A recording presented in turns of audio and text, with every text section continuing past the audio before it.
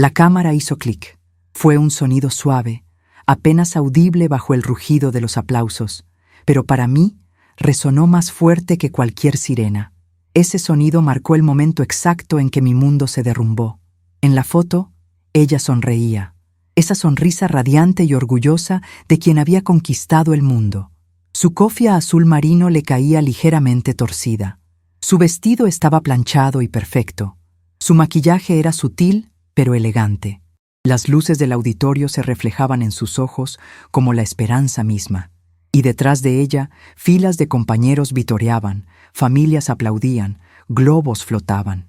Era una celebración del final de un viaje y el comienzo de un futuro. Estaba en la última fila, junto a un cubo de basura, porque todos los asientos estaban ocupados. No me importó. Mi corazón estaba demasiado lleno de orgullo como para preocuparme. Apretaba un ramo de flores de plástico que había comprado por $5 en una gasolinera. Los pétalos olían ligeramente a aceite y polvo, pero imaginé que eran rosas. Susurré su nombre en voz baja mientras cruzaba el escenario. No me vio, o tal vez sí, y decidió apartar la mirada. Ese pensamiento me perseguiría más tarde. No tenía a nadie más. Yo fui quien la crió, la alimentó, la bañó, la protegió cuando el mundo exterior era demasiado cruel. Cuando su propia madre desapareció durante semanas, a veces meses, cuando hombres con mal aliento y peores intenciones acechaban tras nuestra puerta, me interpuse entre ella y todo lo que pudiera hacerle daño. Le di todo de mí, no porque tuviera que hacerlo, sino porque quería que viviera una vida mejor que la mía. Así que cuando bajó del escenario y corrió a mis brazos, dejé caer las flores al suelo. Me abrazó fuerte, como la niña que me llamaba mamá en sueños. Le temblaba la voz al susurrar, «Gracias». Pensé que era el momento más feliz de mi vida. Incluso me dio un sobre. Dijo que era una sorpresa. «Ábrelo cuando llegues a casa». Sonrió, con los ojos brillantes de algo que pensé que era amor. Llevé ese sobre como si fuera de oro. En el autobús de vuelta a casa, lo sostuve contra mi pecho. Me temblaban las manos de emoción. Quizás era una carta. Quizás había escrito algo bonito para honrarme. Quizás era una tarjeta de regalo o un pequeño recuerdo para demostrar que recordaba todos los cumpleaños que pasé juntando dinero para sus pasteles. Pero cuando lo abrí, todo se detuvo. No había carta, ni palabras de agradecimiento, solo un documento. Frío, clínico, preciso. Era una denuncia formal a las autoridades de inmigración. Tenía mi nombre, mi dirección, mi estatus migratorio, mis años de trabajo indocumentado, todo presentado como prueba en un tribunal. Al pie había una firma. No falsificada, no anónima, suya. Se me heló la sangre. La habitación me daba vueltas. Me senté en el suelo con el sobre en el regazo, sin poder respirar. El corazón me latía con fuerza en el pecho como un tambor de alarma. Releí el papel una y otra vez, pensando que debía de haber un error, pero era real. Y allí, pegada al documento, estaba la foto, la misma, aquella en la que sonreía a la cámara mientras me abrazaba, la imagen del amor congelada en el tiempo, usada ahora como prueba. No lloré, no de inmediato. Mis lágrimas llegaron después, en la oscuridad, cuando nadie podía ver. Me acurruqué en mí misma, repasando cada momento que había sacrificado por ella, los trabajos que había tenido, las noches que había pasado sin dormir, los sueños que había renunciado solo para mantener vivos los suyos. Recordé la fiebre que tuvo a los 9 años, cómo temblaba en mis brazos mientras la sostenía en brazos toda la noche, el día que le compré su primera mochila. Los zapatos que, según ella, eran demasiado feos, aunque había trabajado horas extra para comprárselos. Y entonces recordé su sonrisa en ese escenario, la forma en que dijo, «Gracias». ¿Siempre fue una mentira? A la mañana siguiente, exactamente a las 6 a.m., llegaron. Agentes de ICE. Llamaron 2 veces. No muy fuerte, solo con firmeza. Cuando abrí, ya sabían mi nombre. Uno de ellos incluso me saludó con respeto. No fueron crueles. No tenían por qué serlo. La crueldad ya estaba hecha. Estaba en el sobre. Estaba en la traición. Mientras me esposaban suavemente, hice una pregunta. «¿Cómo me encontraste?» El agente no respondió. Simplemente levantó una carpeta. mi carpeta, mi vida en documentos, y encima, sujeta con un clip plateado, estaba la misma foto. Yo, ella, el abrazo, la sonrisa, el clic. Esa sonrisa no era de gratitud, era un cierre. Y en ese instante me di cuenta de algo que todavía me revuelve el estómago. El amor no te protege. No cuando la persona a la que criaste como a una hija te mira a los ojos y solo ve un obstáculo, una barrera que derribar, un expediente que cerrar. Si alguna vez te ha traicionado alguien a quien le entregaste tu vida, deja un comentario abajo. Escribe: lo di todo, no solo por ti, sino para ayudar a alguien más a sentirse menos solo. Y si esta historia te conmovió, suscríbete al canal. Aquí, cada historia es un espejo, y a veces, ver tu dolor en la voz de otra persona es el comienzo de la sanación. Me llamo Dolores Martínez. Tengo 58 años. Vivo en las afueras de Houston, Texas. Si alguna vez has entrado a una escuela primaria al amanecer, probablemente hayas pasado por mi lado sin darte cuenta. Soy la mujer que frega los pisos antes del primer timbre. Soy la que limpia el chicle de los escritorios, la que limpia los espejos del baño manchados de pasta de dientes y brillantina. Soy la invisible, y así es como he sobrevivido. Durante más de 2 décadas he vivido en las grietas de este país. No por elección propia, sino por necesidad. Llegué sin nada, sin papeles, sin protección, solo el peso de la hija de otra persona en mis brazos y un corazón demasiado terco para dejar que esa niñita se cayera en las grietas. Me convertí en lo que llaman indocumentada, pero nunca me sentí ilegal. Pagué alquiler, pagué impuestos, pagué con sudor, callos y silencio. La mayoría de la gente piensa que los inmigrantes como yo vivimos con miedo a la policía o a los agentes de inmigración, pero eso es solo una verdad a medias. Lo que realmente tememos es ser olvidados, ser tratados como fantasmas. Trabajé de noche durante años para que no me vieran. Limpiaba oficinas mientras los ejecutivos dormían. Cambiaba bolsas de basura en las aulas mientras los profesores calificaban exámenes en casa. Aspiraba los sueños de otros mientras enterraba los míos. Nunca tuve coche. Siempre tomaba el autobús. Y cuando dejaban de circular, caminaba. 3 kilómetros a la escuela, 3 kilómetros a casa. Llueva o truene. Una vez, durante una tormenta de verano en Houston, caminé con el agua hasta las rodillas porque faltar a un turno significaba arriesgar mi trabajo.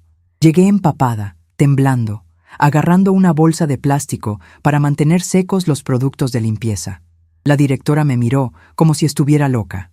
Le dije: «Esta escuela está más limpia que cualquier otro lugar en el que haya vivido. Me lo tomo muy en serio». No respondió. Solo me dio un trapeador. Pero así era mi vida. Dignidad silenciosa, lealtad oculta, trabajo incansable. No esperaba aplausos, no quería reconocimiento. Solo quería una cosa: criarla bien. Darle a esa niña el futuro que nadie me dio. Nunca tuve hijos propios, no porque no los quisiera, sino porque ya la tenía. Mi sobrina, mi hija en todo sentido. Dejé de salir con alguien. Dejé de salir. Dejé de ahorrar para mí. Cada dólar que me sobraba lo gastaba en su ropa, su comida, sus útiles escolares. Todos los sábados era día de lavar la ropa, no para mí, sino para ella. Todos los domingos cocinaba su comida favorita, incluso cuando estaba demasiado cansada para comerla. La gente me llamaba callada, reservada. Algunos pensaban que era fría.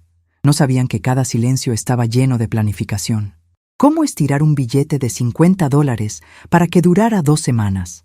¿Cómo arreglar un calentador de agua roto con cinta adhesiva y oraciones? ¿Cómo ocultarles a los vecinos que a veces solo cenábamos arroz y huevos? Siempre tenía las manos ocupadas. Siempre me dolía la espalda, pero seguía adelante, porque ella me necesitaba. Tenía 4 años cuando vino a vivir conmigo. Frágil, confundida, enojada. Ya había visto demasiado. Había oído demasiado. Su madre, mi hermana menor, se había sumido en la adicción y el caos. Nadie más dio un paso al frente. Así que yo lo hice. Me convertí en madre de la noche a la mañana. Sin clases, sin libros. Solo instinto y un corazón que se negaba a dejarla ahogarse. Lo compartíamos todo. Un apartamento de una habitación. un pequeño colchón en el suelo, una sola manta en invierno, y aún así se acurrucaba a mi lado por las noches y susurraba: «Gracias, mamá». Así me llamaba, mamá. La primera vez que lo dijo, lloré en la oscuridad, conteniendo la respiración para que no me oyera. No solo la amaba, vivía para ella. Pero el amor no te hace visible. No en este país. Siempre me mantuve en un segundo plano. Nunca asistí a las reuniones de padres a menos que fuera absolutamente necesario, siempre dejándola acaparar la atención. Cuando ganó un concurso de ortografía, la esperé fuera del auditorio, asomándome por la puerta y aplaudiendo en silencio para que nadie me preguntara quién era. Cuando su escuela le pidió fotos familiares para un proyecto de clase, usó una foto suya sola. «No quiero que hagan preguntas», dijo. Así que no dije nada. Me tragué el orgullo como me había tragado tantas otras cosas, porque lo entendía. Ella quería encajar, ser normal. No explicar por qué su madre hablaba mal inglés o por qué no tenían coche. Lo entendía, pero aún así me dolía. La verdad es que vivir en las sombras no se trata solo de esconderse de la ley. Se trata de ocultar tu alegría, tu dolor, tu amor. Aprendes a existir en un mundo que nunca te ve. Me convertí en experta en pasar desapercibida. Un fantasma con un trapeador, una sombra con una bolsa de supermercado. Una vez, durante unas vacaciones escolares, le llevé el almuerzo al centro comunitario donde hacía voluntariado. Era su favorito, tamales caseros envueltos en hojas de plátano, como me enseñó mi madre. Esperé afuera de la puerta, viéndola reír con sus amigos. Al verme, se le borró la sonrisa. Se acercó rápidamente y me dijo: «¿Por qué no lo dejaste en casa?». No dije nada, solo le entregué la bolsa. Más tarde esa noche, se disculpó. Dijo que estaba cansada. Dijo que no era nada personal. Pero claro que lo fue. Todo inmigrante tiene un momento en el que se da cuenta de que la persona que crió está creciendo en una dirección diferente. Ese momento en el que el amor se siente como un ancla en lugar de alas. Tuve ese momento ese día, de pie, solo frente a una valla, con una bolsa de almuerzo vacía en la mano. Si alguna vez te has sentido invisible en la historia de éxito de alguien, quiero que compartas tu opinión en los comentarios. Simplemente escribe: «Yo también estuve ahí». Y si crees que historias como esta merecen ser escuchadas, suscríbete a este canal. Porque a veces, las personas que olvidamos son quienes nos lo dieron todo. Vino a verme un martes. Lo recuerdo porque fue el mismo día que se me desbordó el fregadero de la cocina y tuve que cerrar la llave principal del agua con una llave inglesa que le pedí prestada a mi vecino. El suelo estaba empapado. Estaba de rodillas fregando con toallas viejas, y fue entonces cuando oí que llamaban. 2 golpes cortos, rápidos y nerviosos. Abrí la puerta y vi a una mujer que nunca había visto. 30 y tantos, con el pelo húmedo pegado a las sienes por el calor de Houston, sujetapapeles en mano. Su placa decía: «Servicios de Bienestar Infantil». Detrás de ella, a la sombra de una minivan azul oxidada, estaba una niña con sandalias rosas rotas y una camiseta de Mickey Mouse tan descolorida que parecía gris. Tenía los brazos cruzados sobre el estómago. No pestañeaba. Tenía 4 años. Pero su silencio la hacía parecer mucho mayor. La mujer habló rápido. Algo sobre mi hermana, algo sobre abandono, algo sobre internamiento de emergencia. No pude asimilarlo todo. Mi corazón ya me impulsaba hacia adelante. Ya reconocía esos ojos, grandes ojos negros que solían reír y brillar cuando los visitaba en vacaciones. Ahora planos, ahora huecos. «¿Eres la tía?», preguntó. «Lo soy», respondí. «¿La llevarás?». Aún no había formularios, ni abogados, ni garantías, solo una pregunta. Y mi respuesta: «Sí, por supuesto, siempre». Esa noche durmió en mi cama mientras yo me acurrucaba en una manta en el suelo a su lado. No quería que despertara en un lugar desconocido y se sintiera sola. En algún momento de la noche, se dio la vuelta y su manita me tocó el pelo. Me quedé paralizada. Sus dedos me rozaron la frente con suavidad y me susurró, casi demasiado bajo para oírla: «¿Tú también te vas?». Sentí esa pregunta como un puñal, porque sabía que en realidad no preguntaba por esta noche. Preguntaba por todas las noches anteriores, aquellas en las que su madre desapareció en apartamentos desconocidos, con hombres desconocidos. aquellas en las que el hambre y el miedo eran las únicas constantes. No, cariño, susurré. Me quedo. No dijo nada más. Solo suspiró y volvió a dormirse. Pasé el día siguiente limpiándolo todo, fregando rincones que había ignorado durante años. Le compré un cepillo de dientes, champú con olor a fresas, 2 pijamas y una manta rosa suave con unicornios. No tenía mucho dinero, pero me alcanzaba para esas cosas. Pegué dibujos de mariposas en las paredes de la sala y le dije que ahora era su habitación. Le di mi dormitorio. No hablaba mucho, pero a veces empezaba a tararear, cancioncillas que no reconocía. Lo interpreté como una buena señal. Esa primera semana fue dura. Se orinó 2 veces en la cama e intentó esconder las sábanas en el armario. Le dije que no pasaba nada, que los accidentes pasan y las lavamos juntas. Se estremecía cada vez que alguien llamaba a la puerta. No le gustaba la tele. Decía que estaba demasiado alta. Pero le gustaba la radio, sobre todo cuando ponía baladas antiguas en español. Se sentaba con las piernas cruzadas en el suelo y trenzaba los flecos de la alfombra mientras yo cocinaba. Lo más difícil era la hora de dormir. Todas las noches me preguntaba lo mismo. ¿Seguirás aquí mañana? Siempre respondía que sí. Y cada mañana me aseguraba de ser lo primero que veía. La llevé a la clínica local para una revisión. La enfermera dijo que estaba baja de peso, desnutrida, que tenía 2 caries y necesitaba gafas. Quería gritar, conducir hasta donde estuviera mi hermana y preguntarle qué demonios había estado haciendo. Pero yo sabía que no era así. La rabia no cura a los niños. El amor sí. En el dentista me apretó la mano tan fuerte que se me pusieron los nudillos blancos. Le dije que respirara y me susurró, «No me sueltes». No lo hice. Le enseñé a cepillarse los dientes en círculos. Compré pegatinas de estrellas e hice una tabla de recompensas en el refrigerador. Cada vez que se cepillaba los dientes y se lavaba la cara sin que nadie se lo recordara, ganaba una estrella. Cuando conseguía 10, íbamos a la tienda de la esquina y escogía un dulce. Siempre el mismo, ositos de goma. Los rojos eran sus favoritos. Empezó la escuela en septiembre. No lloró como esperaba. Simplemente entró, callada y seria. Esperé afuera hasta que sonó el timbre y se cerraron las puertas. Lloré todo el camino a casa. Esa tarde salió corriendo con un papel en la mano. Tenía su nombre escrito en mayúsculas y una pegatina de una carita feliz. «Mira, tía», dijo. Lo hice bien. Me había llamado tía, no mamá. Todavía no, pero estaba bien. Era un comienzo. Todas las tardes nos sentábamos en la mesita junto a la ventana a hacer la tarea. No entendía todo. Algunas matemáticas ya eran demasiado avanzadas para mí, pero aún así me sentaba a su lado.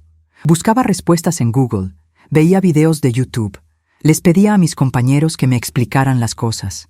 Estaba decidido. Iba a ayudarla en todo lo que pudiera. Empezamos a tener noches de cine los viernes.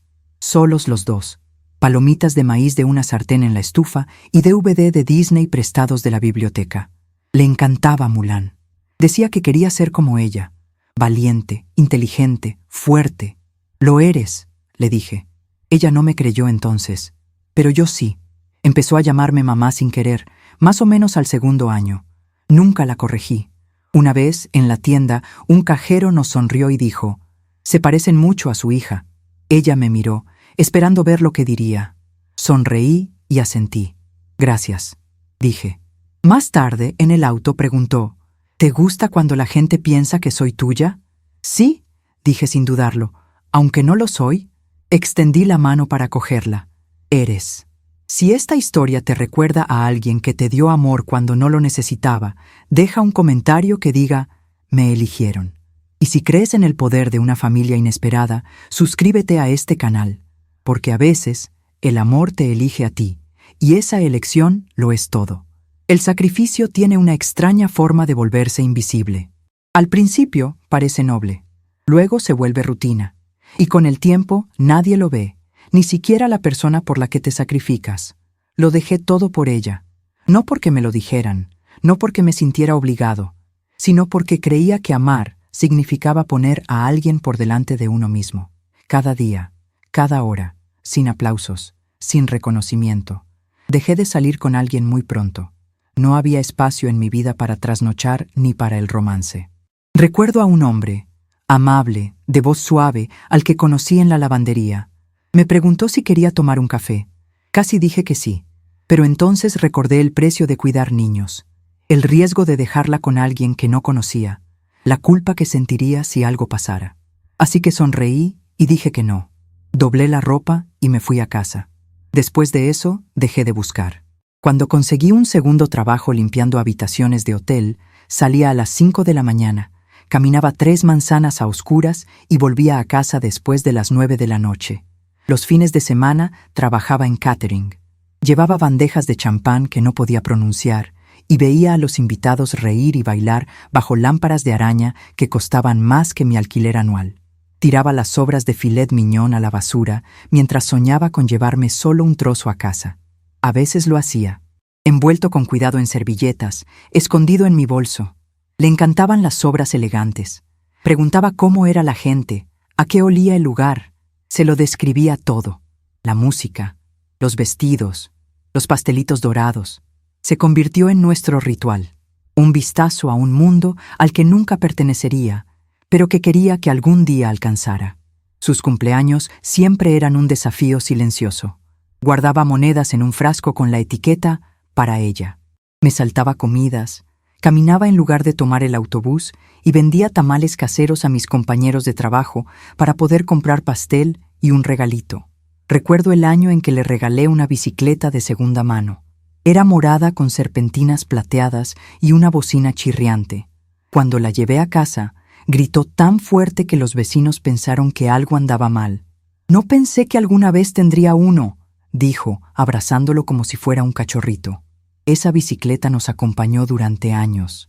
La llevaba a la escuela, a la biblioteca, a su primer trabajo a tiempo parcial.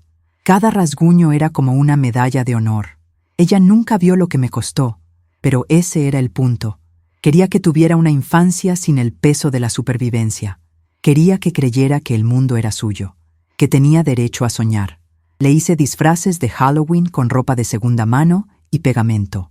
Un año era una mariposa, otro una doctora.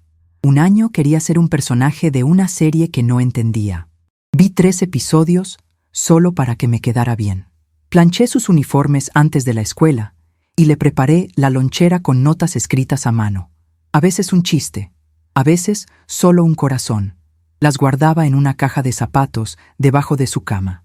La encontré años después, cuando ya se había ido a la universidad. Estaba llena, hasta la última nota. Me senté en su cama y lloré hasta perder la vista. Cuando enfermó de gripe en 5º grado, me tomé una semana libre del trabajo. No teníamos seguro médico, pero sabía cómo bajarle la fiebre. Compresas frías, caldo de ajo y cariño. Vicks le aplicaba suavemente en el pecho. Me quedé despierto 3 noches seguidas, observándola respirar, susurrando oraciones en la oscuridad, diciéndole a Dios que daría cualquier cosa para que pudiera dormir toda la noche. Se recuperó. Claro que sí. Era fuerte, incluso entonces. Pero yo envejecí 10 años esa semana.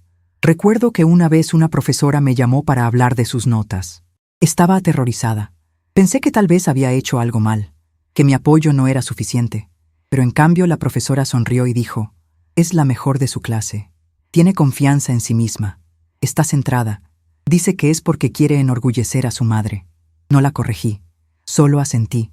Pero por dentro, algo floreció. Algo que parecía paz. Como si tal vez, solo tal vez, las noches sin dormir estuvieran contribuyendo a algo. A lo largo de los años, intenté ahorrar. Pero las emergencias siempre llegaban primero. El techo goteaba. Se le rompieron las gafas. Necesitaba zapatos nuevos. Siempre la prioricé. Cada declaración de impuestos, cada gratificación, cada regalo en efectivo de mis compañeros de trabajo iba directo a sus necesidades.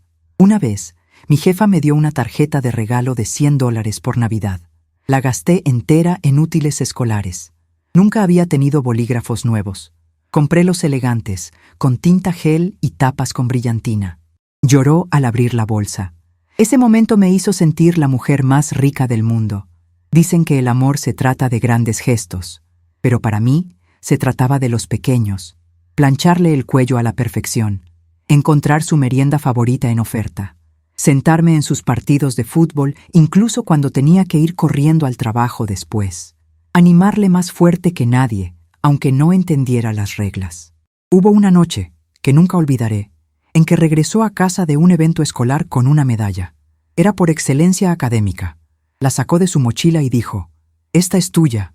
«No, mija», dije, «te lo has ganado, pero no lo habría hecho si no fuera por ti». Colgué esa medalla en la pared, sobre la mesa del comedor. Sigue ahí, incluso ahora. La verdad es que no me arrepiento de ningún sacrificio. Lo haría todo de nuevo, 1000 veces.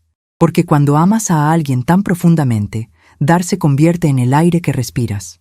No cuentas el costo, simplemente das, y esperas que algún día lo entiendan, pero a veces no lo hacen. Y cuando llega esa comprensión de que el amor que diste ha sido olvidado, o peor aún, reescrito en algo desechable, te sacude de maneras que no puedes describir. Si alguien en tu vida lo dio todo por ti y nunca tuviste la oportunidad de agradecerle, hácelo saber ahora. O si eres esa persona, la que da en silencio, la que tiene una fuerza de voluntad silenciosa, deja un comentario que diga: «Di con amor, tu historia importa, y alguien necesita escucharla hoy». Suscríbete a este canal si crees que los sacrificios invisibles merecen ser vistos, honrados y nunca olvidados. No sucedió de golpe. La distancia se amplió como una grieta en el cristal, lenta y silenciosa al principio. Luego se extendió, nítida y dentada, hasta que no pude recordar la última vez que sus ojos se encontraron con los míos como antes. Llegó a la secundaria y el mundo cambió. De repente, la niña que solía tomarme de la mano en el supermercado empezó a caminar 3 pasos por delante. Se encogía de hombros cuando la tocaba del hombro. Su voz, antes llena de historias sobre su día, se volvió monótona, encogida, cautelosa. Empezó a cerrar la puerta de su habitación con más frecuencia. Su risa, antes fuerte y libre, se convirtió en algo que solo oía a través de las paredes. Me decía que era normal. Adolescencia, independencia, una etapa. Todos decían que debía pasar, pero no sabían lo que era volcarte por completo en una niña y luego ver cómo empezaba a borrarte. Un día me pidió que dejara de acompañarla a la parada del autobús. «Nadie más que ella hace eso», dijo. Asentí. Dije que lo entendía. Pero a la mañana siguiente, seguía de pie tras la cortina, mirando por la ventana. Ella no miró atrás, ni una sola vez. Una semana después, llegó a casa con una mochila nueva, brillante, de diseño. No era la que yo le había comprado. Le pregunté de dónde la había sacado. Me dijo que se la había regalado una amiga, y añadió: «Parece más normal, más parecida a las que tienen las otras chicas». Esa palabra se quedó conmigo. Normal. Ella empezó a decirlo mucho. Almuerzos normales, zapatos normales, familias normales. Lo intenté. Dios sabe que lo intenté. Empecé a empacar la comida en recipientes más elegantes. Planché su ropa 2 veces para que se viera impecable. Incluso empecé a alisarme el pelo porque una vez dijo que las otras mamás de la escuela no parecían cansadas todo el tiempo. Ella no sabía que me despertaba a las 4 de la mañana todos los días para trabajar en 2 empleos. No veía cómo se me agrietaban las manos por la lejía ni cómo me sangraban los pies por estar tanto tiempo de pie. No sabía que lloraba en silencio sobre un paño de cocina por las noches para que ella pudiera dormir. La peor parte vino la primera vez que me pidió que no fuera a la jornada de puertas abiertas de su colegio. «Les diré que no pudiste venir», dijo. «No pasa nada». Le pregunté por qué. Miró al suelo y murmuró: «No es que me dé vergüenza, es que es complicado». Quería gritar, para recordarle que fui yo quien le enseñó a leer, que me quedaba despierto ayudándola con los carteles de la feria de ciencias, incluso cuando no entendía las instrucciones en inglés, que vendía empanadas de puerta en puerta para comprarle uniformes escolares. Pero no grité, solo sonreí, asentí y me quedé en casa. Regresó esa noche con un volante en la mano. «Ofrecen un programa de preparación universitaria», dijo. «Pero necesitarán tu información». Leí el documento. Al final, pedía el número de seguro social de uno de mis padres. Le devolví el formulario. «No podemos con esto, mija». Su rostro se contrajo. ¿Por qué? Es gratis. No tengo lo que necesitan, dije suavemente. ¿Te refieres a porque eres ilegal? Esa palabra me golpeó el pecho como un puño. Nunca la había dicho en voz alta delante de ella. Nunca la había usado para describirme. Prefería palabras como indocumentada o simplemente callada, pero ella lo dijo con tanta naturalidad, como una etiqueta. Como un hecho. Asentí. Se dio la vuelta y caminó hacia su habitación. No se despidió. Más tarde esa semana la oí hablando por teléfono con alguien. Una amiga, quizá. Es duro, dijo. Ni siquiera es ciudadana. No entiende cómo funciona este mundo. Me quedé afuera de la puerta, con la mano en el pomo, congelada en el lugar. Esa noche no dormí. Había empezado a mirarme de otra manera, como si fuera un recordatorio de algo de lo que quería escapar. No porque fuera cruel, no porque le hubiera fallado, sino porque el mundo que la rodeaba le hacía creer que merecía más de lo que la mujer que la crió podía ofrecerle. Cuando sus amigas venían de visita, corría a abrir la puerta. Me presentaba como su tía, nunca como su mamá. Una vez la oí susurrar: «Es muy tradicional, como la tradicional mexicana». Sonreí al oírlo, porque le había enseñado a estar orgullosa de su cultura, de la comida, de las historias, de la música. Pero ahora usaba esas mismas cosas como excusas. Una vez, durante un evento escolar, decidí ir de todos modos. Me quedé al fondo del auditorio mientras ella actuaba en una obra. No me vio. O tal vez sí, pero no quiso. Al final aplaudí más fuerte que nadie. Después pasó junto a mí con sus amigas. La llamé suavemente. Se giró. Su sonrisa se desvaneció. Caminó rápidamente, me abrazó con fuerza y susurró: «No me dijiste que venías». «Quería sorprenderte», dije. «Deberías habérmelo dicho». El viaje a casa fue silencioso. A la mañana siguiente encontré una nota en la nevera. «Gracias por venir. Perdón por haberme portado raro». Guardé esa nota. Me recordó que, en algún lugar de su corazón, la niña aún vivía. Pero poco a poco, aquella pequeña niña desapareció. Empezó a trabajar a tiempo parcial en una tienda local. Se compraba su propia ropa. Dejó de pedirme ayuda con todo. Dijo que quería aprender a hacer las cosas sola. Pero yo lo sabía. No se trataba de independencia. Se trataba de distancia. Una noche llegó tarde a casa. Estaba muy preocupado. Cuando entró, le pregunté dónde había estado. Ella puso los ojos en blanco. «No soy una niña», dije. «Podrías haber llamado». Tiró su bolso al sofá. «No lo entiendes. No entiendes cómo funcionan las cosas aquí». Y allí estaba de nuevo. Esa línea. La línea divisoria entre su mundo y el mío. Entre el inglés y el español. Entre la documentación y la invisibilidad. Entre la hija que crié y la mujer en la que el mundo la estaba convirtiendo. Si alguna vez has visto a alguien a quien amas superar la versión de ti que lo hacía sentir seguro, deja un comentario que diga: «Me quedé atrás».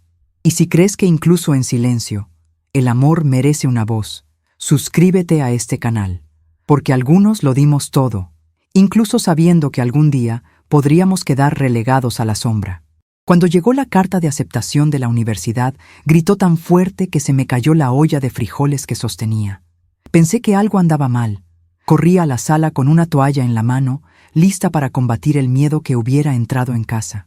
Pero allí estaba, de pie en medio de la sala, con los ojos abiertos y las manos temblorosas, sosteniendo un sobre blanco con el logo de la universidad en la parte superior.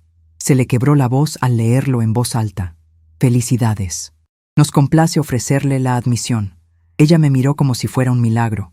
Sostuve su rostro entre mis manos, le besé la frente y le dije: «Lo lograste». Ella dijo: «No, lo hicimos». Y yo le creí. Había trabajado duro, había estudiado hasta altas horas de la noche, había compaginado la escuela con el trabajo, se había esforzado hasta el cansancio, pero yo había estado ahí a cada paso, detrás de ella, debajo de ella, levantándola, agarrándola, rezando. Recibió una beca parcial, lo suficiente para cubrir la matrícula, pero no el alojamiento, ni los libros, ni el transporte, ni las comidas. Necesitaba ayuda, y no tenía que pedirla. Vi las cifras en el papel y supe lo que tenía que hacer. Ese fin de semana, abrí la cajita de madera que guardaba escondida en el fondo del armario. Dentro había un anillo de oro, solo uno, sin diamantes, sin inscripción, solo una alianza lisa y desgastada. Había pertenecido a mi madre. Lo llevó hasta el día de su muerte. Era lo único que me quedaba de ella. Lo miré fijamente durante un buen rato. Me temblaban las manos y sentía una opresión en el pecho. Luego lo envolví en un pañuelo de papel, lo guardé en mi bolsillo y caminé hasta una casa de empeños a 3 cuadras de la parada de autobús. El hombre detrás del mostrador lo miró con una lupa. Lo pesó. Me ofreció $78. Lo acepté sin decir palabra. Con ese dinero le compré una laptop usada en un anuncio de la comunidad. Las teclas estaban un poco pegajosas. La pantalla tenía un rasguño en una esquina, pero funcionaba. Imprimí su lista de libros y empecé a comparar precios.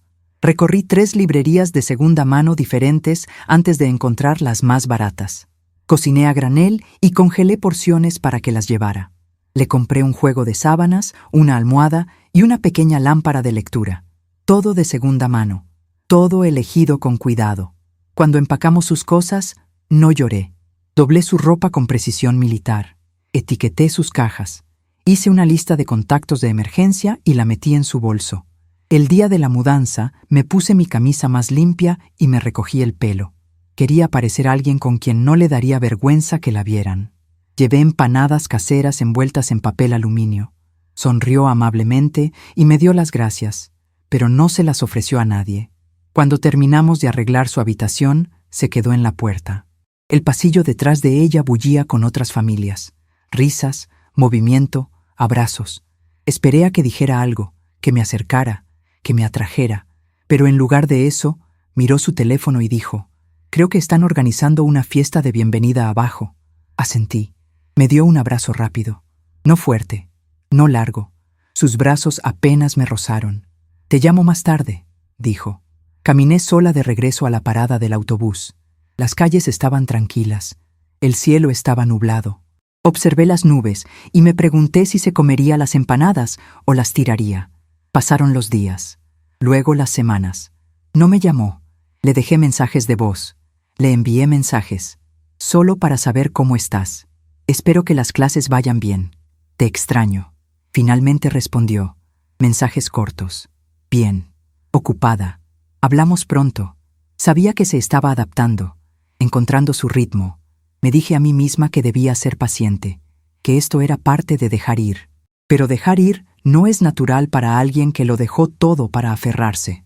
Una tarde, recibí una llamada de su compañera de piso, una chica dulce y de voz suave. «Hola, señorita Martínez. Espero que esté bien. Conseguí su número del formulario de emergencia. Solo quería informarle que su hija no se ha sentido bien. Ha tenido fiebre y no ha comido mucho. Creo que está abrumada». Le di las gracias. No le pregunté cómo había conseguido el formulario. Simplemente agradecí que alguien la viera. Salí temprano del trabajo. Tomé un autobús.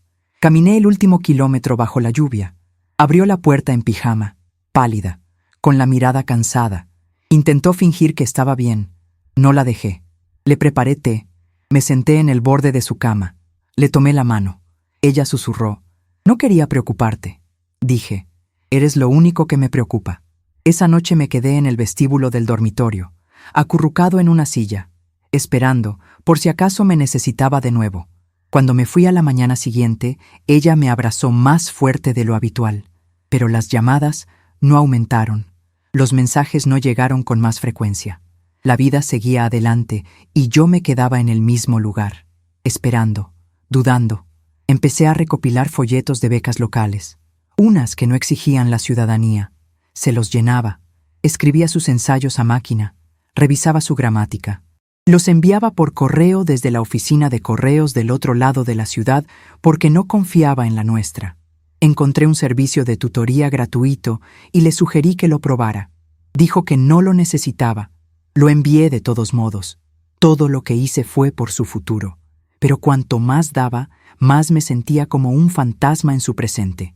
Una vez, durante una videollamada, le pregunté si necesitaba algo. Ella dijo: «No, estoy bien». Luego dudó y añadió: «En realidad, tal vez solo un poco de espacio». Esa frase me dolió más que cualquier otra anterior. Espacio. Le di todo menos eso. No sabía cómo. Tenía miedo de que si me dejaba llevar demasiado, desapareciera por completo. Terminó la llamada rápidamente. Me quedé mirando la pantalla mucho después de que se apagara. Si alguna vez tuviste que amar a alguien a distancia porque te pidió que lo crearas, deja un comentario abajo que diga, amé desde lejos. Y si crees que los sacrificios silenciosos merecen un reconocimiento público, suscríbete a este canal, porque incluso cuando nuestro amor se vuelve invisible, merece ser recordado. Todo empezó con el silencio. No era un silencio furioso, ni siquiera distante, solo vacío, como el que sientes al entrar en una habitación que antes contenía música y ahora solo contiene aire. Al principio, pensé que solo estaba ocupada. La universidad, un trabajo a tiempo parcial, tal vez un nuevo grupo de amigos. La vida es así cuando eres joven, llena de ruido, movimiento, sueños. Le escribía constantemente. Revisaba mi teléfono constantemente durante la hora de almuerzo. De camino a casa después del turno de limpieza, sostenía el teléfono en mi regazo, con la pantalla encendida, esperando que se iluminara con su nombre. Casi nunca lo hacía. Cuando escribía, era breve. ¿Me va bien? Todo bien. Solo cansada, pero era el tipo de cansancio que proviene de algo más profundo. Algo que no quería explicar. Me enteré por las redes sociales de su compañera de piso que había empezado a salir con alguien, un chico, guapo, de aspecto pulcro, parecía provenir de una buena familia. Revisé las fotos. Allí estaban, posando juntos en un evento universitario, abrazados. Su sonrisa era radiante, pero diferente, como una actuación. Había un título que me revolvió el estómago. Agradecido por un nuevo comienzo, lejos de todo el viejo equipaje. Lo leí 10 veces, con la esperanza de haberlo malinterpretado, pero los comentarios de sus amigos lo dejaron claro. Había empezado a reescribir su historia. Se convirtió en la heroína de un viaje donde yo no existía. Semanas después, ella llamó de la nada. Necesito una copia de tu identificación. Mi corazón saltó. ¿Para qué, mija? Ella dudó. Solo unos trámites financieros. Nada grave. Dije que no. No porque no confiara en ella, sino porque algo no me cuadraba. El tono, la urgencia, la forma en que no preguntó, sino que exigió. Ella se enojó, más enojada de lo que la había visto nunca. Estoy intentando construir un futuro aquí, y tú lo estás haciendo más difícil. Intenté explicarle que no se trataba de no querer ayudar, se trataba de protección. Que en este país, un formulario erróneo, un número mal utilizado, podía arruinarlo todo. Ella colgó antes de que terminara mi frase. Esa noche no pude dormir. Repetí sus palabras una y otra vez. Estás haciéndolo más difícil. Había pasado 20 años facilitando las cosas, y ahora yo era el obstáculo. Empecé a sentirlo de otras maneras. Dejó de venir a casa en vacaciones. Dijo que tenía que trabajar. Dijo que los vuelos eran caros. Incluso cuando me ofrecía ayudarla, se negó. Su ausencia en Acción de Gracias fue dura.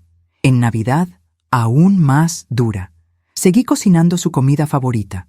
Le dejé un plato en la mesa. Encendí una vela, por si acaso.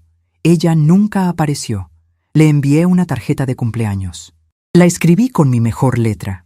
Le incluí $20 y una foto nuestra de cuando tenía 8 años, cubiertos de harina después de hornear galletas. Me la devolvieron una semana después. Devolver al remitente.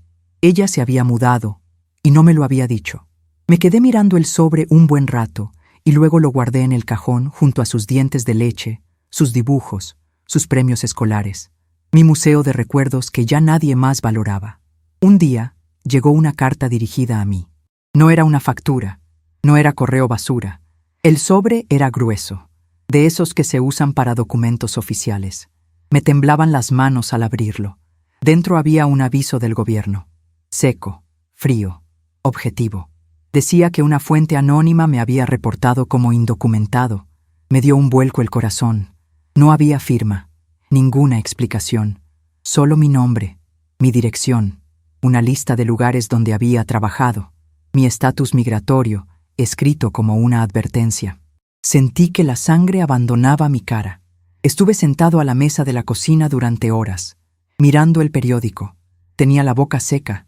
Me zumbaban los oídos. ¿Quién haría esto? No tenía enemigos, vivía en las sombras, no hablaba de política, no me metía en líos, era invisible por diseño.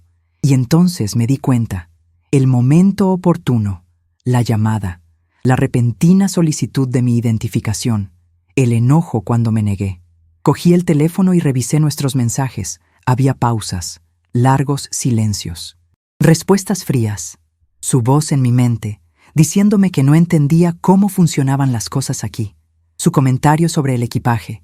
Quería gritar, no porque estuviera enojado, sino porque algo dentro de mí se rompió de una manera que nunca podría repararse. Una cosa es olvidarse, otra cosa es borrarlo. Esa noche me acosté sin cepillarme los dientes, sin apagar las luces. Me quedé en silencio, mirando al techo, pensando en cada momento que nos había traído hasta aquí. Las rodillas raspadas que besé, las noches que pasé despierto con su cabeza febril en mi regazo, los sándwiches que corté en forma de corazón, las canciones de cuna, los «te quiero», susurrados que solía decir sin que yo se lo pidiera. Me preguntaba qué significaban esos momentos para ella ahora, si es que alguna vez lo significaron, si alguna vez fuiste la base sobre la que alguien construyó su futuro, solo para quedar enterrado bajo él. Deja un comentario abajo que diga, yo lo sostuve. Y si crees que el amor no debe desecharse cuando ya no conviene, suscríbete a este canal, porque estas historias importan, porque personas como nosotros también merecen ser recordadas. El golpe llegó temprano, demasiado temprano. Todavía estaba oscuro afuera. Acababa de terminar mi café.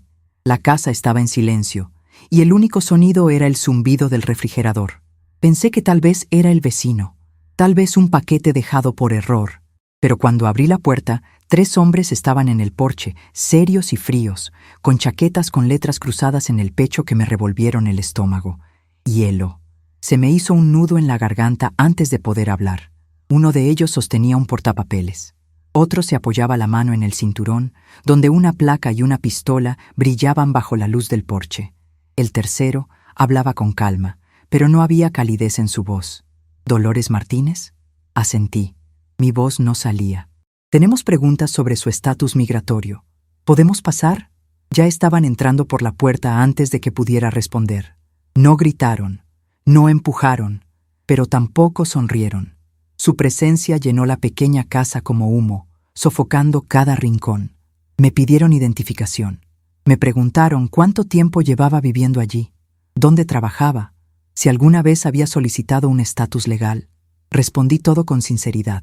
Me temblaban tanto las manos que tuve que sentarme. Uno de ellos se quedó de pie, observándome todo el tiempo. No parpadeó mucho. Luego sacaron una carpeta. Dentro había un informe. Mi nombre, mi fecha de nacimiento, mi dirección. Detalles que solo alguien cercano sabría. Junto al informe se adjuntó una fotografía. Lo reconocí inmediatamente. Fue tomada en la graduación de la universidad, ella y yo, la una al lado de la otra. Llevaba su birrete y toga, y yo la abrazaba con fuerza, sonriendo con tanta fuerza que me dolían las mejillas. Su mano se posó suavemente en mi hombro, el tipo de toque que dice, «Eres mi refugio». Esa foto había sido impresa y grapada a un informe que me etiquetaba como indocumentado, como una amenaza. Lo miré con incredulidad. El corazón me latía con fuerza en los oídos. No podía hablar, no podía moverme. Uno de los hombres dijo, esta imagen fue proporcionada con la denuncia anónima, como prueba de conexión. Anónimo. Pero no fue así. Solo una persona tenía esa foto. Solo una persona conocía todos esos detalles. Solo una persona había pedido mis documentos apenas unas semanas antes. No fue un error. No fue un malentendido. Era ella. Mi hija, mi niña, mi hijo del corazón. Ella me había entregado. La palabra traición me parece demasiado suave, demasiado educada. Esto no fue solo una puñalada por la espalda.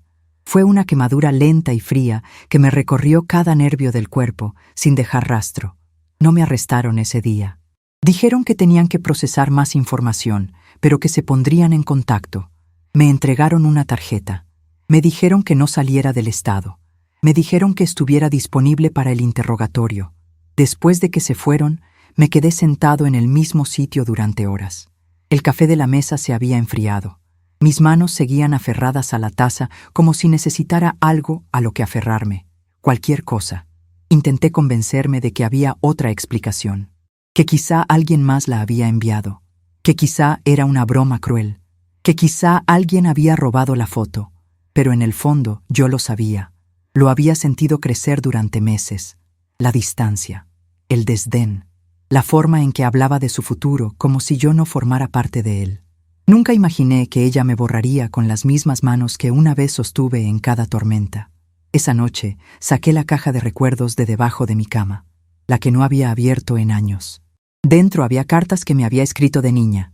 Querida tía, gracias por amarme incluso cuando cometo errores.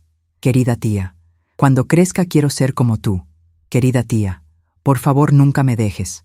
Los leí uno por uno, cada palabra más profunda que la anterior.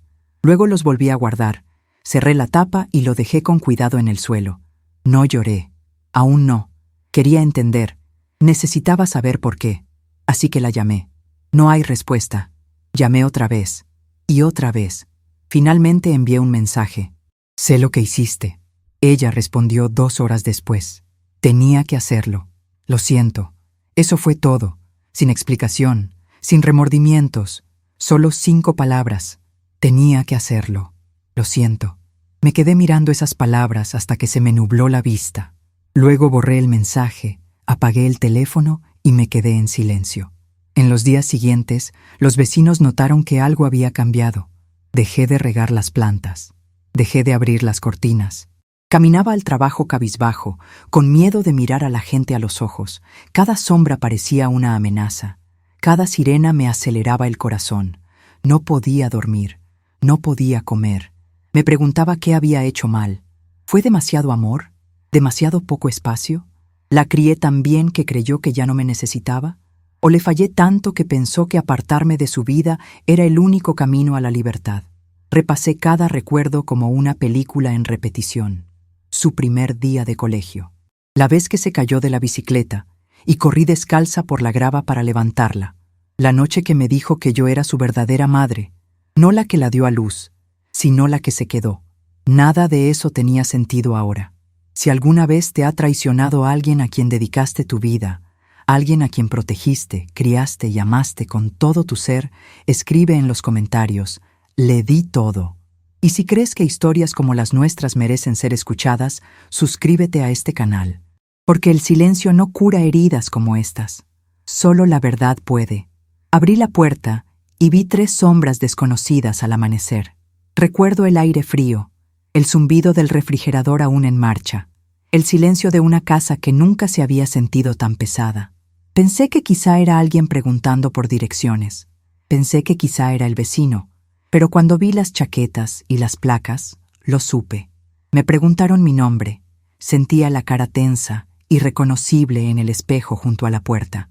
Cuando dije el nombre que ya sabían, mi nombre, se me quebró la voz. Me pidieron entrar. Dije que sí, porque no había ningún otro lugar seguro dentro de estas paredes. Después vinieron las preguntas. ¿Dónde trabajaba? ¿Cuánto tiempo llevaba viviendo aquí? Si alguna vez había solicitado un estatus legal. Las respondí todas. Mi voz sonaba firme, aunque me temblaba el cuerpo. Un hombre me observaba como si estuviera leyendo la última página de mi historia antes de que yo pudiera leerla. Luego deslizaron una carpeta sobre la mesa. Dentro estaban mis datos personales, mi fecha de nacimiento, mi dirección, los lugares donde había trabajado, los años que había dedicado. En una esquina de la carpeta, una fotografía estaba grapada. Ella y yo, la sonrisa, el vestido, mi brazo rodeándola, nuestra victoria capturada en un solo fotograma. Pero ahora, una prueba, una evidencia, un arma. Dijeron que lo habían dado en una pista anónima. No preguntaron nada sobre la pista, porque no era necesario. Yo me había convertido en la prueba. La imagen nos pertenecía, pero su significado había cambiado. La cercanía que antes sentía en su brazo ahora me parecía una cadena. No me arrestaron entonces. Me dejaron allí de pie con café frío en la mesa, mientras el sonido de sus pasos se perdía en el pasillo, con la carpeta aún abierta. Me dijeron que estuviera disponible. Me advirtieron que no saliera del estado. Me dijeron que esta era la primera de muchas visitas. Cuando la puerta se cerró, me quedé allí de pie durante horas. La fotografía me devolvió la mirada. Su sonrisa parecía demasiado pequeña ahora. La luz de la habitación se atenuó. Me aferré a los recuerdos. La bicicleta con las serpentinas moradas. Su risa en las noches de cine. La noche que la abracé mientras dormía con fiebre. La vez que le enseñé a ponerse de puntillas y alcanzar sus sueños. Todos los minutos que creí que construirían algo seguro para ella. Pero la seguridad es frágil. Se dobla. Se rompe. La verdad me golpeó suavemente y demasiado tarde. Yo era el cimiento de alguien. Sostuve los muros. Cargué los ladrillos y ahora alguien estaba demoliendo la casa. Con las mismas manos que una vez sostuve. Esa noche me quedé despierta. La habitación estaba demasiado iluminada. El techo, insoportablemente blanco. Mi mente repasaba cada pequeño instante. El rotulador en la hoja de tareas. El sándwich cortado en forma de corazón. El chiste guardado en su lonchera. Me preguntaba una y otra vez, ¿cuándo dejé de ser suficiente? ¿Cuándo me convertí en el obstáculo? Si alguna vez has amado a alguien como yo la amé, con cada aliento, cada brizna de esperanza y cada parte de tu corazón, escribe en los comentarios, me mantuve firme, para que sepan que no estaban solos. Y si crees que incluso cuando quienes nos salvaron nos dan la espalda, nuestras historias merecen ser escuchadas, suscríbete. Porque nuestras voces cargan con el peso de los espacios silenciosos y las verdades no dichas. Quería olvidarla. Quería olvidar cómo su voz pronunciaba mi nombre. Quería dejar de sentir la calidez de su pequeña mano abrazada a la mía durante las tormentas. Quería borrar cada recuerdo que hacía que mi corazón sintiera que le pertenecía. Pero el dolor no se va en silencio. Grita desde los huesos. Te despierta al amanecer, ahogándote en un nombre que ya no puedes pronunciar en voz alta. Comencé a empacar las cosas que ella dejó atrás. Una bufanda que nunca usó. Una taza desportillada que solía ser su favorita. Un viejo cuaderno lleno de poesía adolescente y corazones garabateados. Cada objeto se sentía como una herida. No los tiré. No podía. Los metí en una caja. La sellé. La etiqueté con «para después» con mano temblorosa. Pero el después nunca llegó. El mundo exterior seguía en movimiento. La gente hablaba del tiempo, de las noticias, del precio de la comida. Pero yo no podía oírlos. Todo se sentía apagado, como si viviera bajo el agua. Fui a trabajar. Limpié los pisos de otras personas. Saqué la basura. Escuché a sus hijos reír, quejarse y llamar a sus madres por teléfono. Y cada vez pensaba en ella. Revisaba menos mi teléfono. Dejé de esperar un mensaje, pero de vez en cuando me despertaba con su nombre en la cabeza y cogía el teléfono antes de recordarlo. Seguía sin estar. No físicamente, pero sí en todos los sentidos. No hubo ninguna disculpa. No hay una segunda explicación. Solo silencio. El tipo que se siente como un castigo. El tipo que grita más fuerte que cualquier insulto.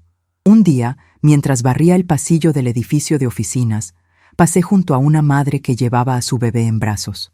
La niña lloraba desconsoladamente, con los brazos extendidos hacia su madre, como si el mundo se acabara. La madre se agachó, la levantó y le susurró. «Aquí estoy, cariño. Siempre». Tuve que encerrarme en un armario de suministros y llorar. No por lo que vi, sino porque recordaba haber susurrado esas mismas palabras, una y otra vez. Y ahora me preguntaba si significaban algo. Empecé a hablar menos, a sonreír menos. Los vecinos se dieron cuenta. Una mujer a la que apenas conocía trajo sopa una noche. Dijo que parecía cansada. Le di las gracias, pero no la comí. La guardé en el refrigerador y olvidé que estaba allí hasta que se echó a perder. Incluso en la tristeza, mi cuerpo se conmovió. Eso es lo que nadie te dice. Incluso con el alma rota, tus manos siguen doblando la ropa. Tus pies siguen llevándote al autobús. Tus labios siguen dándole las gracias al cajero, incluso cuando solo quieres gritar. Pero hubo una noche en la que no pude moverme. Había llovido todo el día. Fuerte, frío. De esos que hacen brillar las calles y empañan las ventanas. Estaba sentado a la mesa de la cocina con un álbum de fotos en el regazo. Las fundas de plástico crujían al pasar cada página. Allí estaba, A los 3 años. Cubierta de salsa de espagueti. A los 5. Le faltaba un diente, con una amplia sonrisa. A los 9. Con un disfraz de Halloween casero que cosí con una cortina vieja. No tenía dinero, pero ella dijo que era mejor que los comprados. Dijo que yo era mágica. Cerré el álbum lentamente, sosteniéndolo como si fuera a romperse. Susurré: ¿dónde me equivoqué? Nadie respondió, pero el silencio se sentía más pesado de lo habitual, como si las paredes estuvieran cansadas de contener mi dolor. Pensé en escribirle una carta. Me senté, bolígrafo en mano. Anoté la fecha. Luego, nada. ¿Qué le escribes a alguien que te borró? ¿Qué palabras quedan cuando las tuyas fueron utilizadas como trampolín? En cambio, escribí su nombre. Una vez, 2 veces, una y otra vez, hasta que el papel se rompió. Quemé la página. Y en esa llama dejé ir la idea de que ella regresaría. La verdad se asentó en mi pecho como cemento, pesada, inamovible. Mi amor no me protegió. Mis sacrificios no me escudaron. Mi lealtad no fue suficiente. Y aún así, si ella llamara a mi puerta esta noche, la abriría. Porque un amor como el mío no desaparece. Se esconde en los rincones, en el murmullo de una canción de cuna, en el tenue aroma del champú de su infancia. Vive en el dolor silencioso que nunca desaparece del todo. Si alguna vez has tenido que seguir amando a alguien en el silencio que dejó atrás, escribe en los comentarios: todavía me importa. Y si crees que el amor, incluso cuando no es correspondido, merece ser honrado, suscríbete a este canal, porque no todas las historias terminan con sanación. Algunas simplemente terminan con la verdad. Algunos días todavía me sorprendo poniendo un plato más en la mesa. Los viejos hábitos tienen largas sombras, se extienden a través del tiempo y la rutina. Todavía incluyo su nombre en mis oraciones.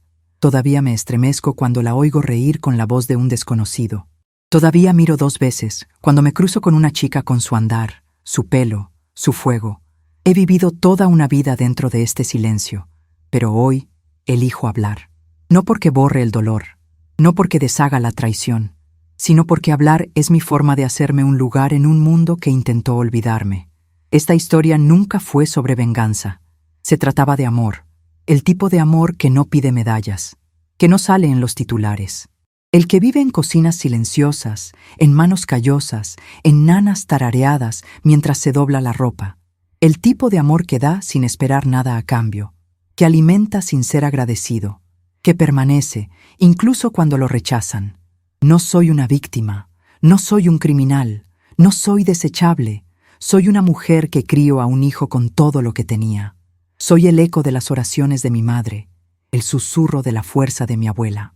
Soy generaciones de mujeres que sobrevivieron en silencio para que sus hijos pudieran hablar más alto. Y ahora hablo yo también. Quizás nunca regrese. Quizás nunca se disculpe. Quizás mi rostro sea solo una nota al pie en su historia de éxito. Esa es su elección. Pero me niego a desaparecer. Porque existí.